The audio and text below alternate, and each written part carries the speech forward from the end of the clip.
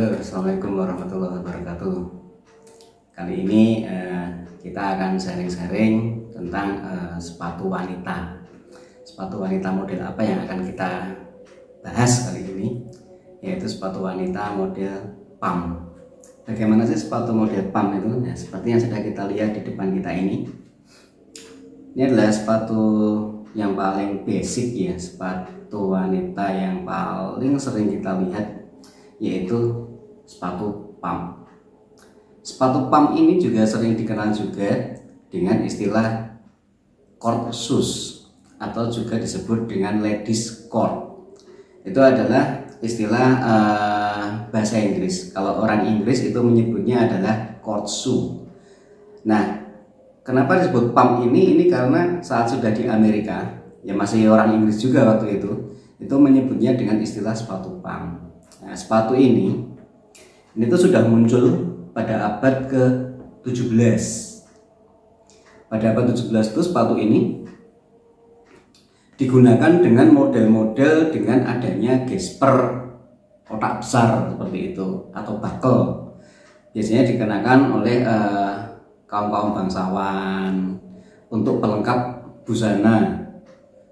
Nah, seiring dengan waktu pada abad-abad berikutnya, sepatu ini mulai mengalami pergeseran-pergeseran. Salah satunya adalah buckle atau gesper besar itu mulai bergeser menjadi adanya tali, adanya strap, adanya pita, dan sampai sekarang ini kita bisa melihat model sepatu pump dengan bentuk seperti ini dengan adanya strap tali di bagian instep atau adanya strap tali pada bagian belakang ini, pergelangan kaki. Modelnya bisa macam-macam, bisa high heel dan juga bisa model pendek. Nah, seperti yang kita lihat di sini. Ini juga basicnya adalah sepatu pump juga, tetapi haknya adalah hak rendah dia. Nah, sepatu pump ini bahannya bisa macam-macam. Saat ini yang kita lihat di sini bahannya adalah bahan fabric ya sekarang ini ya. Fabric.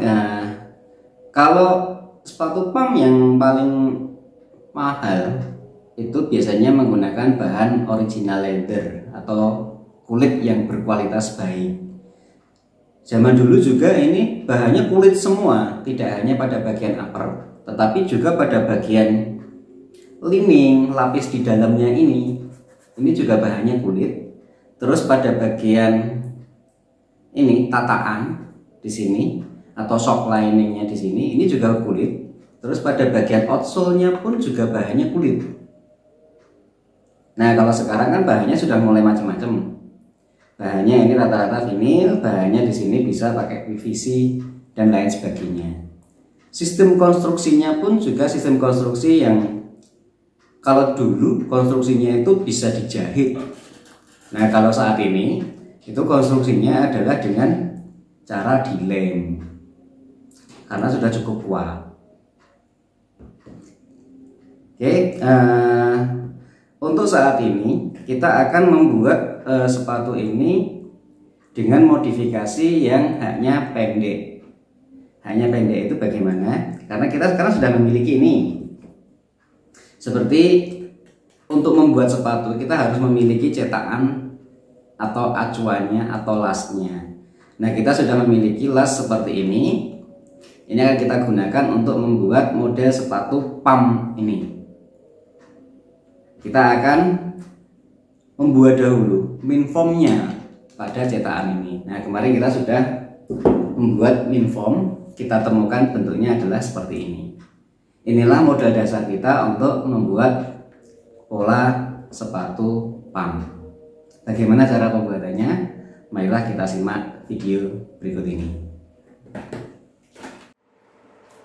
Oke, nah sebelum kita mulai di sini kita siapkan dahulu alat-alatnya adalah ya kertas, terus kemudian papan potong cutting mat, terus kemudian kita siapkan pensil dan ballpoint, kita siapkan juga penggaris dan juga cutter. Kita sudah memiliki kemarin min form bentuk rata-rata dari acuan yang sudah kita temukan di sini titik C dan titik V. Ini tetap kita pertahankan, kita memakai titik C sama titik V yang sudah ada di sini. Mari kita buat. Bismillahirrahmanirrahim. Nah, kita jiplak dahulu minform ini ke kertas.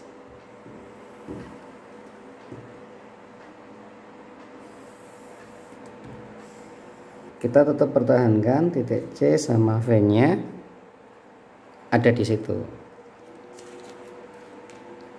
Nah, ini adalah titik C, ini titik V. Langkah selanjutnya adalah kita membuat garis VE. Titik V itu adalah titik farm point, titik C ini adalah titik counter point. Kita akan mencari VE. Nah, di sini itu E. E itu adalah end of 2. Bagaimana kita membuat garisnya? Kita hubungkan titik V menyentuh lengkung tertinggi daripada bagian 2 itu. Ya, kita buat garis lurus. Terus kemudian kita mencari titik J. Titik J itu adalah lengkung terluar dari bagian minform ini, ada sekitar sini. Mari kita cari. Nah, di situ kita temukan lengkung terluar titik J ada di sini. Kita garis hubungkan VJ. Ya. Setelah itu kita akan mencari titik O. Titik O itu adalah setengah VJ. Bisa kita tambahkan, bisa kita kurangi. Ini kita temukan VJ-nya berapa di sini. Nah, VJ sekitar 7,4. Berarti kan ada di 3,5,2 di sini ya. Nah, kita bisa menambahkan plus minusnya berapa mili tergantung dari model sepatunya mau lebih longgar atau lebih sempit bagian yang terlihat pada punggungan kakinya. Kita bisa menambahkan di sini misalnya. Nah, supaya potongannya lebih rendah. Ini kita temukan titik O. Nah, kemudian kita mencari titik H. Di sini itu kita ukurkan 12 mm dari titik C. Ketemulah titik H. Mari kita hubungkan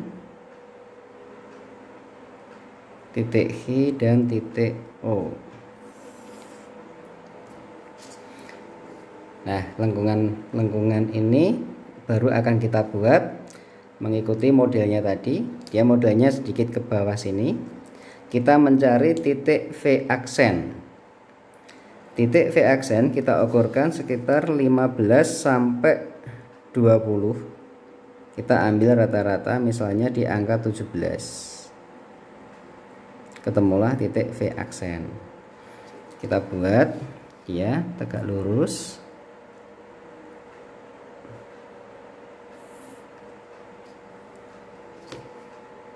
Dia kita buat tegak lurus, tujuannya supaya nanti saat kita lipat, kita mirror, bentuknya masih lengkungannya baik.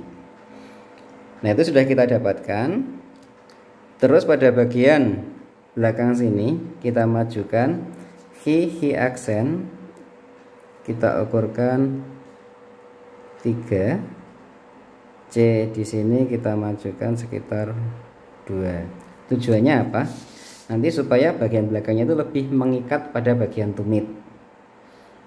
Titik ini kita sebut titik S, seed point. Titik-titik penting sudah kita dapatkan. Terus kemudian marilah kita membentuk model sepatu yang mau kita buat. Tadi modelnya adalah simple, kita bisa mulai dari manapun. Kita mulai dari lengkungan di sini. Kita melengkungkan di sini.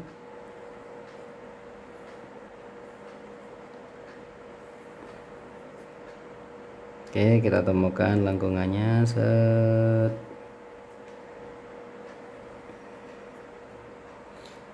Terus lengkungan bagian tumit kita hubungkan dari titik S, nah, menyentuh titik C sama H. Bagian tumit sudah kita dapatkan, bagian famnya sudah kita dapatkan. Ini modelnya ini wool cut ya ini ya. Jadi famnya itu satu utuh nanti modelnya. Langkah berikutnya adalah kita akan menentukan lasting allowances. Kita hitung mulai dari mana? Kita hitung mulai dari ini, kita perpanjang dahulu tadi. Kita ukurkan di sini sekitar 12 mm. Di belakang sini kita ukurkan 15 mm. Bagian tengah juga kita buat sekitar 14 atau 15. Selebihnya di situ akan mengikuti. Jadi kita mengikuti bentuk dari feather edge yang ada di lengkung terbawah itu.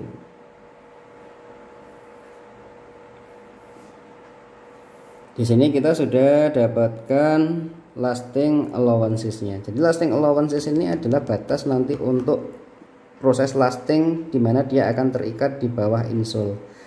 Untuk beberapa perusahaan menerapkan lasting allowances-nya itu ada yang dibuat rata. Misalnya dibuat 20 semua, ya itu nggak masalah. Biasanya nanti mereka akan ada proses trimming, pemotongan.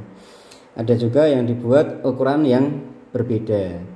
Nah, di sini tujuannya dibuat 12 mili di depan ini adalah karena bagian depan ini kan bagian yang bentuknya cekungannya dalam ya. Ini dibuat ukurannya lebih kecil untuk meminimalisir terjadinya kerutan-kerutan. Pada bagian ini tetap. Ada juga yang membuatnya 18 ya. Itu boleh-boleh saja. Oke. Nah, kita lanjutkan. Kalau sudah seperti ini sudah bisa kita sebut sebagai pola dasar. Bagaimana membuat pola jadinya? Nah, pola dasar ini harus kita potong dahulu tentu saja. Mari kita potong.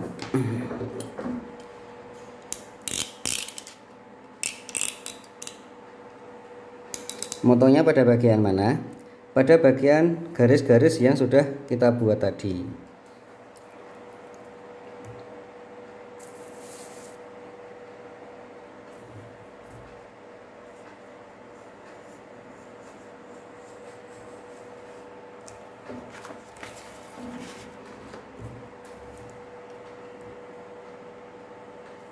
Sudah kita dapatkan di sini pola dasar dari sepatu pump.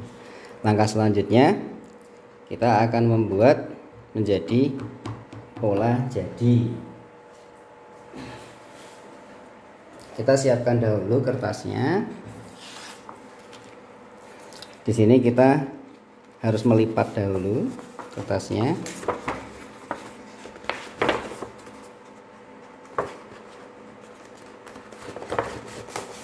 Nah, kita akan membuat pola jadinya dengan menjiplak pola dasar tadi mengikuti garis lipatan.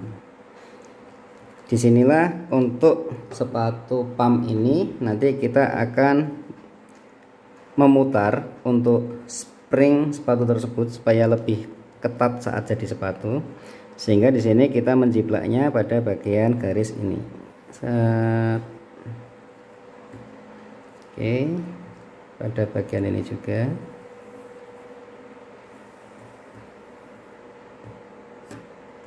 Nah, kita akan memutar pada titik O di sini. Nah, kita ini dulu. Bagaimana batas putarnya? Kita ukurkan dengan jarak di sini. Kita bisa mengambil di 10 mm.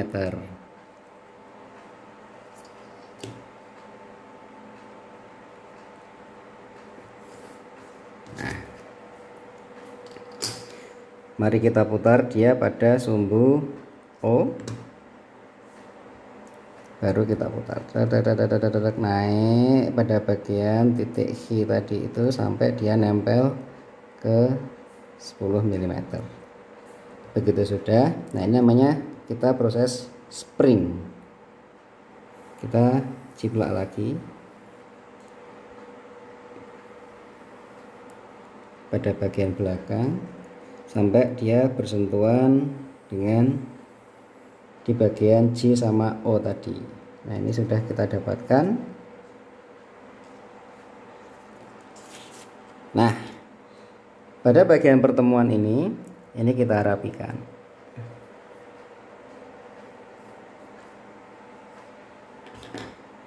Kemudian bagaimana? Kita potong. Karena dia sudah terlipat, nanti dia akan membuat satu bentuk yang simetris. Oke.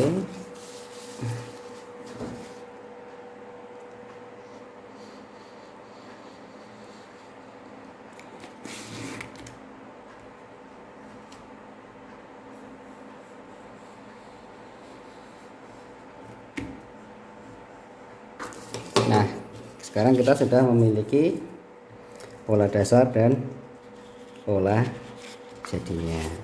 Nah, beginilah pola jadi dari sepatu pump tersebut. Lengkungannya ini nanti akan bisa masuk pada modelnya. Kita bisa pasangkan dia di belakang, sambung, terus nanti pada bagian ini dia akan jatuh di tengah. Seperti itu pembuatan pola jadinya. Ini model sepatu pump dengan satu potongan tunggal atau disebut juga dengan wool cut. Nah sekarang bagaimana cara membuat liningnya? Nah untuk pembuatan liningnya kita sama juga menyiapkan kertas yang sudah terlipat seperti ini. Setelah itu kemudian kita bisa menjiplak lagi pola dasar tadi, atau bisa juga lebih cepat menjiplak langsung dari pola jadinya, karena kan tadi ini sudah kita spring naik sampai menyentuh titik 10 mm. Kalau dari pola dasar kita masih menambahkan spring lagi. Oke, dari sini kita jiplak.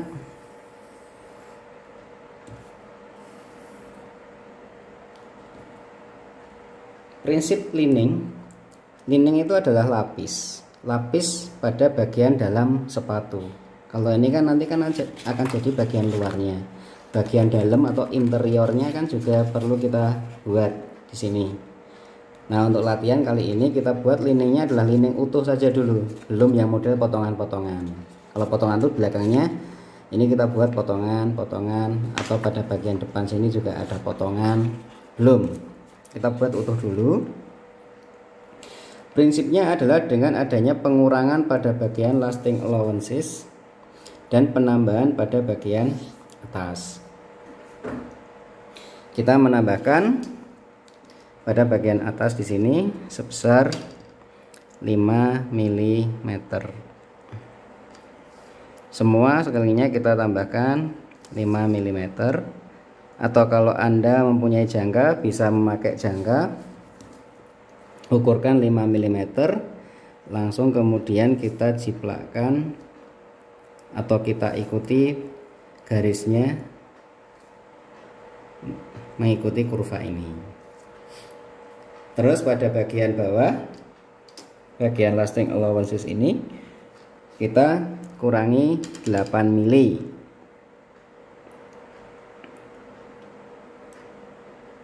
Kenapa harus dikurangi 8 mili? Karena bagian ini adalah bagian yang akan melapisi upper dan yang akan terikat dengan insole ini uppernya ini. Kalau ini semua dilapisi lining, yang terikat nanti liningnya bukan uppernya. sehingga ini kita kurangi. Kenapa dikuranginya 8? Sebenarnya nggak harus 8, tapi minimal kita bisa menyisakan bagian dari upper itu yang akan kena bagian lem. Jadi lemnya itu lebih kuat menempel pada insole.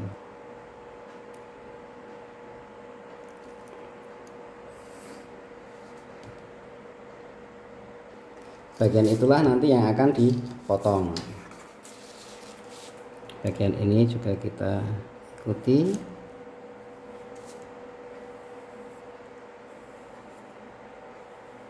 Ini kalau bagian belakang mau dibuat lebih ketat juga ada pengurangan sebenarnya di sini, sedikit aja, 1,5. Tapi untuk sementara saat ini nggak usah kita kurangi dulu.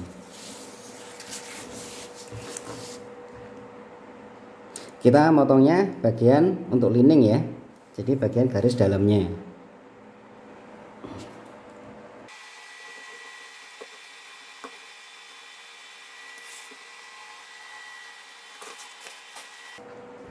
Nah, kalau bagian ini yang kita potong mana? Bagian ini kan yang dilebihkan. Nah, pada bagian ini.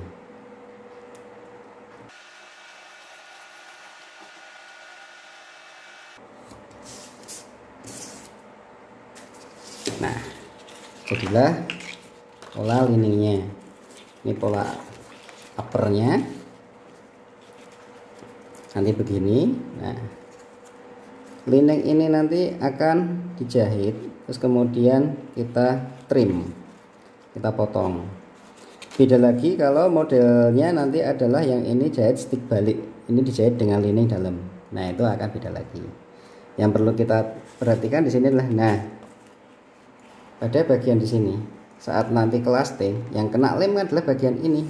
Liningnya juga ikut kena lem, tapi hanya sebatas feather edge-nya tadi kan 12 sampai 15. Nah, sekitar di sini. Jadi dua-duanya ikut kena lem, ikut ke lasting.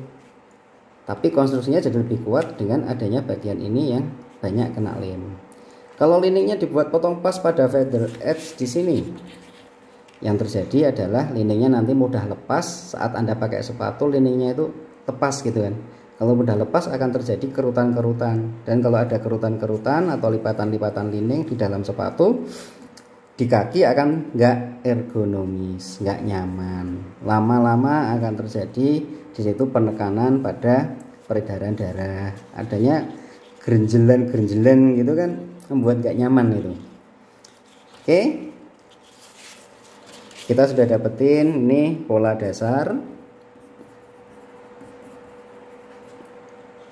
Kita dapetin juga di sini untuk pola jadi